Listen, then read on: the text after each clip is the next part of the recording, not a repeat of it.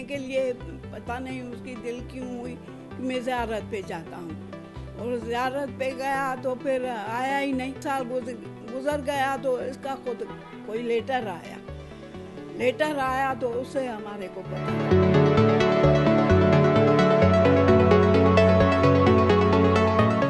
Government से request कर रही हूँ, मैं और मेरी मदर हैं, कि अब उसकी सज़ा पूरी भी हो गई है तो मेहरबानी करें कि उनको छुड़वाया जाए।